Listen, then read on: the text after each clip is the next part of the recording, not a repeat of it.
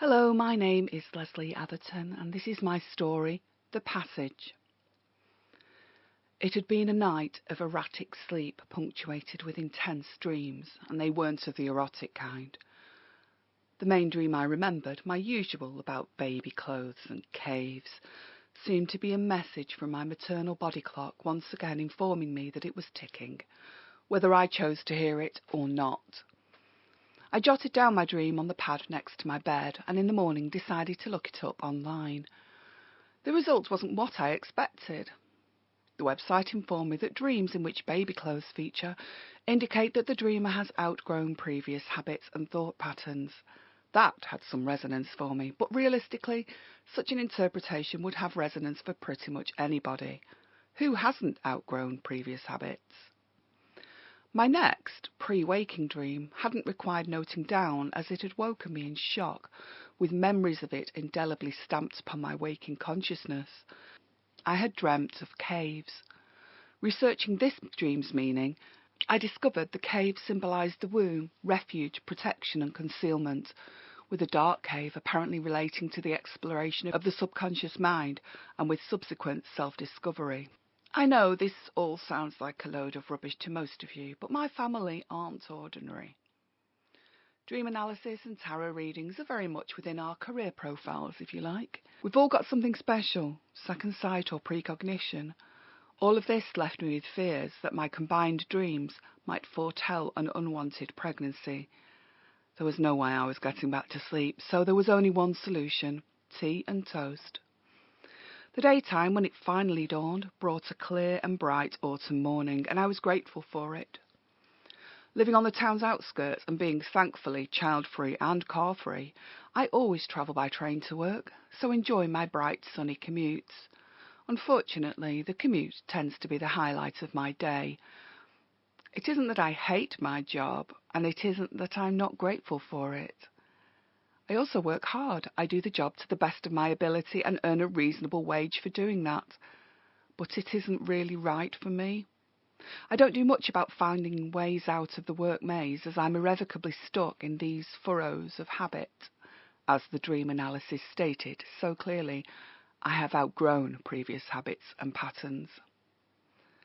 On workday mornings, my head is usually muted with sleep, so that means my day only really begins when I take my customary lunchtime walk around the city, with sandwich in hand. On the day of the vivid dreams, as was also customary, I was not keen on getting back to the office. Awaiting my return was a 70-page spreadsheet which required checking for consistency, so I was practicing the age-old skill of avoidance.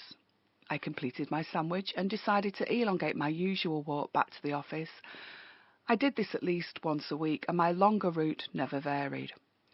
So it was with quite a lot of surprise that I found myself walking in a place I'd never been before, under an echoing arched railway bridge that had been constructed to carry trains across a wide road. Given the bridge's proximity to my workplace, it was nevertheless explainable that I hadn't been aware of it before. I was actually known for walking around with my eyes shut at times. Actually shut. But I didn't walk with eyes wide shut that day. The sun was still bright and the air was beautifully cold and clear, you know, the kind of day when you feel glad to be alive. I slowed as I reached a door in the wall of the bridge.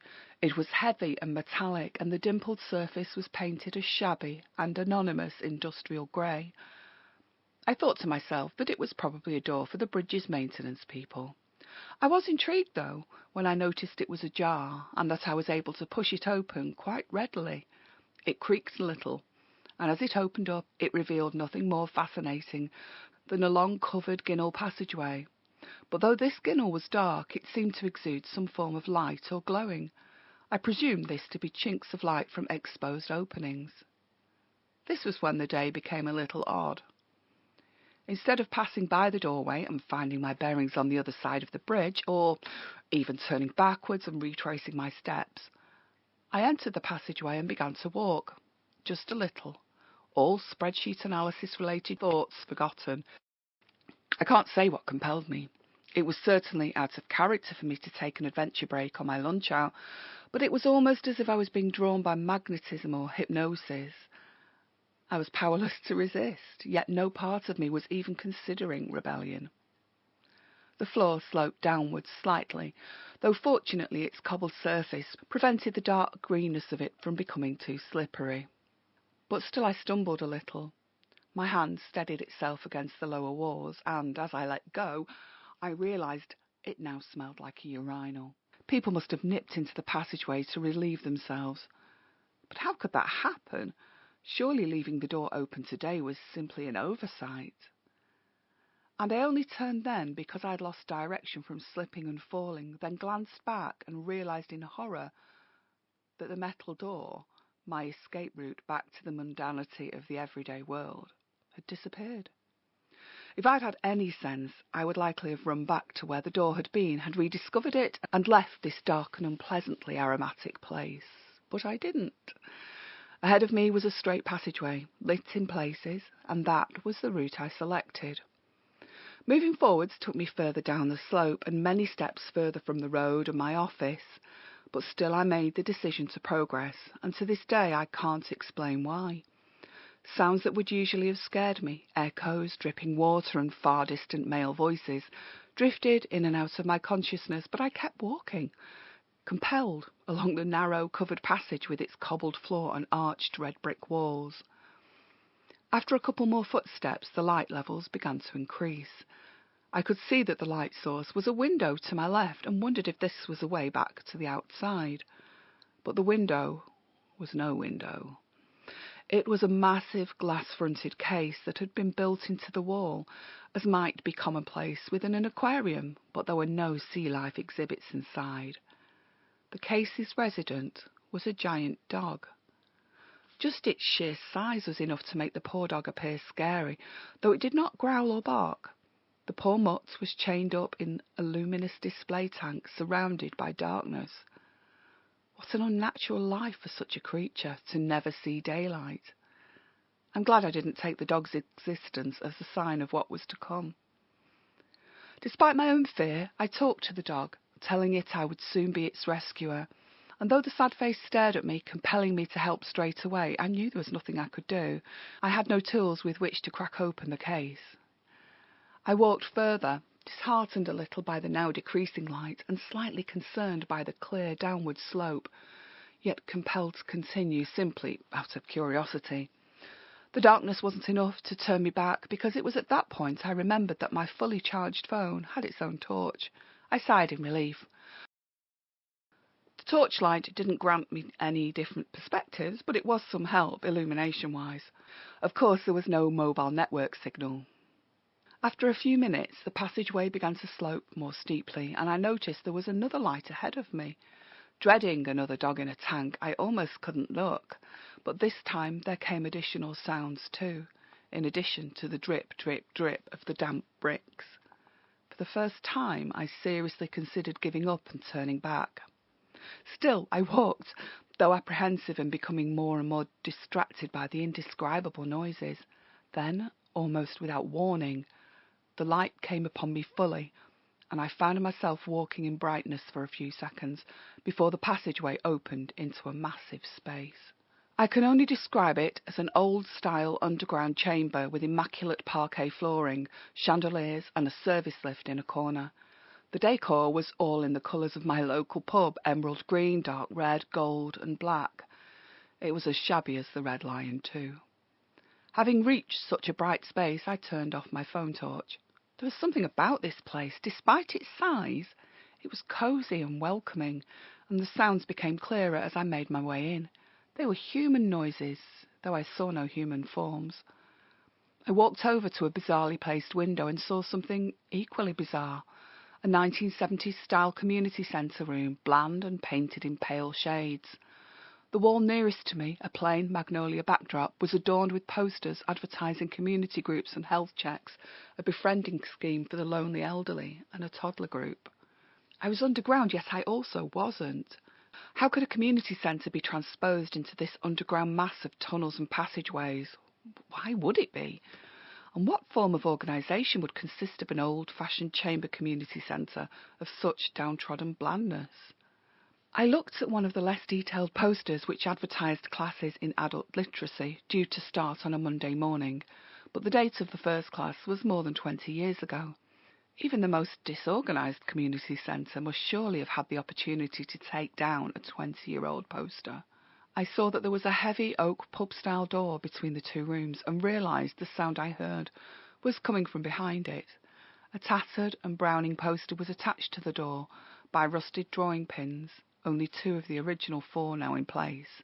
The poster read, "Burning in Hull." I had no idea what that meant. I wanted to move on from where I was, but I didn't want to go through that door. It sounded too much like burning in hell, and I didn't want to take any chances. So I tried an adjoining door. It was stiff, but opened. And as I opened it, my phone beeped. I looked at it fleetingly, wondering if Dana from work was becoming anxious as to my whereabouts. No, it was from my mother. I ignored her message, but was left wondering how on earth I had got a signal down here, and so suddenly upon the opening of just one door. Behind the door was a community centre room, in which there were stacking chairs and a small stage with movable blocks. For the first time since coming underground, I knew for certain that I was not alone. People were moving blocks around a stage where a rehearsal seemed to be taking place. Men and women were playing the kind of musical instruments you see being built by those who live in poverty all over the world.